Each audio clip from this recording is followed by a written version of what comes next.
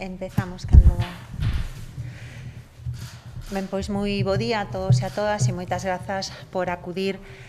a esta comparecencia que no día de hoxe pois querían centrar en anunciarvos que despois do encontro mantido pasado venres co presidente da Xunta de Galiza imos impulsar neste Parlamento algúns asuntos. O primeiro é o debate da proposición de lei para o recoñecemento da violencia vicaria como un feito máis de violencia machista. Este foi un dos puntos de encontro que atopamos nesta xuntanza do pasado venres e creo que é importante que se active e se poda levar adiante esta modificación legal canto antes, sobre todo porque estamos falando de un caso de violencia extrema, moi dura, esa violencia que se exerce contra as mulleres a través da vida dos seus fillos e fillas e temos que activar todos os mecanismos que permitan unha maior protección. Está claro que o obxectivo é evitar a violencia de xénero en todas as súas facetas, esta desde logo é unha faceta cruel, pero tamén é certo que unha vez que se produce é necesario que as mulleres teñan a maior protección posible. Este é un tema no que se leva traballado nos últimos anos. Cada vez hai máis estudos, informes e mesmo xurisprudencia nos tribunais que en base á aplicación do Convenio de Estambul recoñecen que estes feitos son un exercicio de violencia de xénero porque a finalidade última é causarlle dano psicolóxico á saúde das mulleres e, polo tanto, é importante que demos pasos no recoñecemento desta violencia e que o fagamos a través dunha modificación da lei galega que neste momento xa temos registrada e que activaremos de cara ao próximo pleno. O obxectivo último é outorgarlle o Estatuto de Vítima de Violencia de Xénero ás mulleres que sufren este tipo de violencia, o que permitirá un maior acceso a recursos psicolóxicos, axudas desde o punto de vista económico ou mesmo ao cobro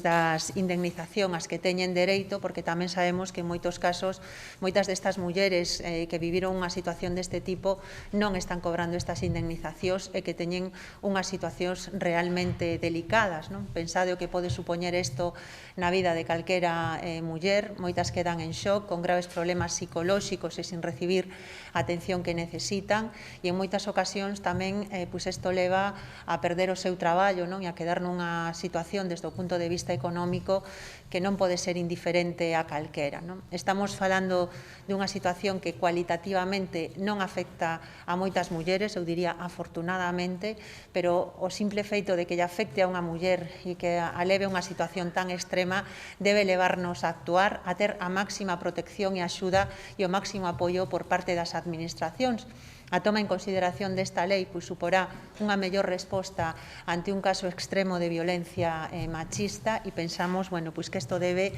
de activarse canto antes, dado que, como xa comentaba o pasado venres, foi un dos puntos de encontro aos que chegamos nesa xuntanza. Outra cuestión na que atopamos tamén puntos de conexión foi no relativo a que hai que activar a transferencia de novas competencias a Galiza despois de 12 anos onde o actual presidente da Xunta non foi capaz de conseguir ningunha soa nova competencia para o autogoberno de Galiza.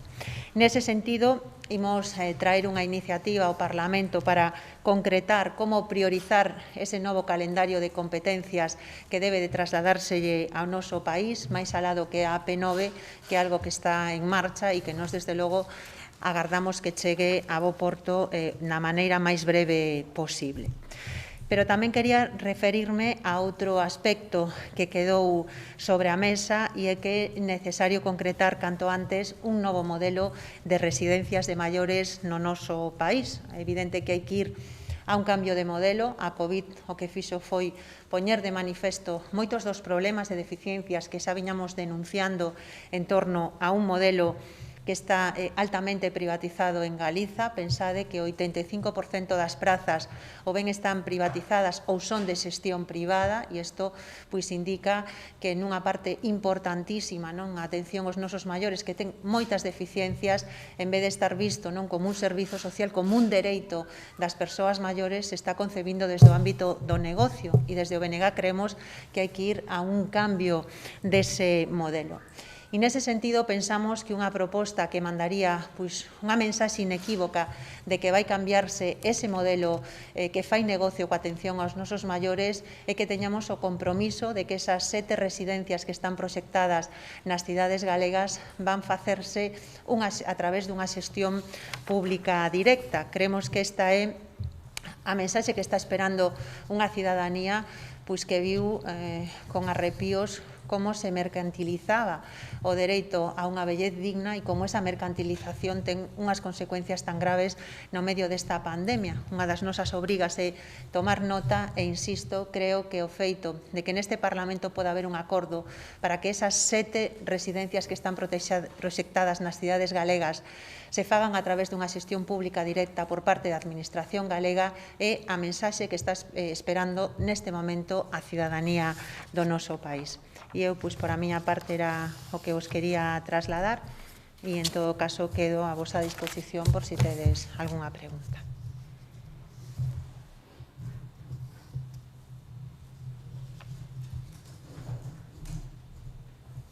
Insistí agora o vídeo que se negaba como caballero en manter outra reunión, pero a 3 bandas, tamén o propio presidente da Xunta, sugeriu o venres de que quitáis era mellor tamén ter unha reunión con 3 bandas para que os partidos de oposición se escoitan entre sí, non sei que opinión merece a portavoz dos bloques. Ben, eu, en primeiro lugar, quería lembrar que eu, o pasado 1 de marzo, soliciteille formalmente ao presidente da Xunta un encontro bilateral en base á responsabilidade que me deron os galegos e as galegas, que é a de liderar a oposición e reclamando un diálogo que é normal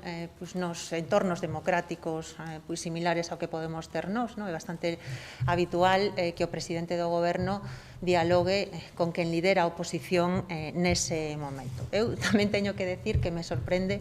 que algo que é habitual nas democracias do noso entorno, non sei, que traia tanto debate neste país. Eu pregúntome, non sei,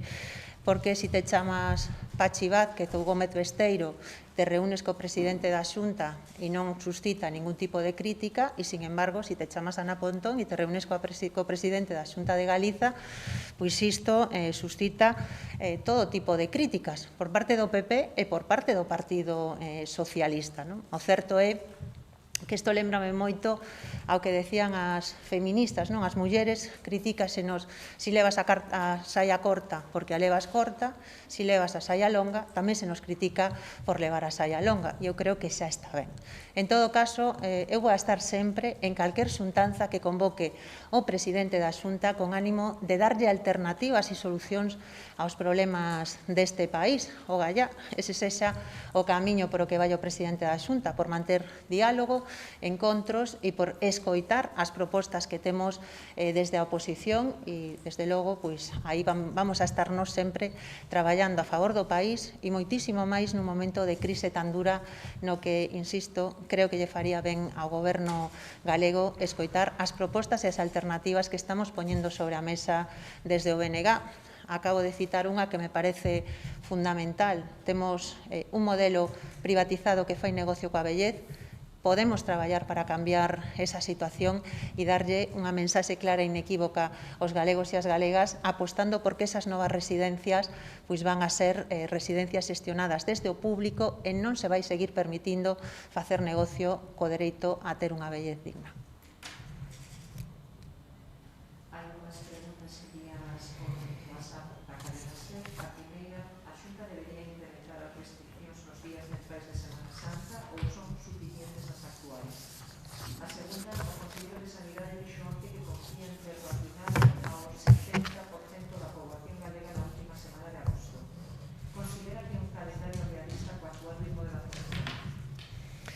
Ben, en relación ao primeiro aspecto, creo que temos que estar moi atentos e atentas ao que está pasando nos países da Unión Europea, onde vemos que xa hai unha cuarta onda e, por tanto, que chamaría a máxima responsabilidade e precaución por parte da Xunta. Eu creo que neste momento pois, deberían de avaliarse se esas medidas son suficientes e se non se consideran suficientes, o prioritario debe ser evitar que teñamos unha cuarta onda. Pensemos que estamos nun momento no que temos un nivel non, pois, máis baixo, non, e se controlou ese pico da pandemia, as novas variantes fan que con menos casos haxa unha maior incidencia no sistema hospitalario e, por lo tanto, total precaución para evitar pois que podamos vivir unha cuarta onda que eu creo que sería demoledora, non? E a respecto da cuestión da vacinación, pois evidente que co ritmo actual non vai a ser posible. Eu creo que xerar falsas esperanzas non contribúe máis a acrecentar a frustración que estamos vendo neste momento na poboación, e nós o que lle pedimos ao Goberno é transparencia en todos os ámbitos. Transparencia en relación a como se están distribuindo estas vacinas. Sabemos que hai pois unha distribución de vacinas que varía en función das áreas e creemos que debe garantirse o mismo ritmo en todas as áreas sanitarias. Segundo, sería importante que se lle exixa ás farmacéuticas que cumpran cos compromisos que teñen establecidos. É un auténtico escándalo o que están facendo as farmacéuticas e creo que tamén é decepcionante o que está permitindo a Unión Europea nese sentido, e debe de reclamarse pois que as farmacéuticas cumplan, entre outras cousas porque puxemos recursos públicos para esas vacinas. E eu, en terceiro lugar, o que diría pois é que o Goberno galego debe decirlle aos galegos e galegas e a verdade, e o certo é que co actual ritmo é moi difícil o cumprimento desa previsión. A nos encantaríanos que se cumprira, porque a vacina é a gran esperanza que temos para frear este pesadelo, pero tamén creo que hai que ser realista e decirle a verdade á poboación.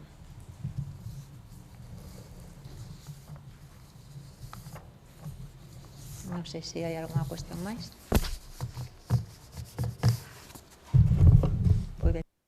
Moitas gracias a todos e a todas por vir.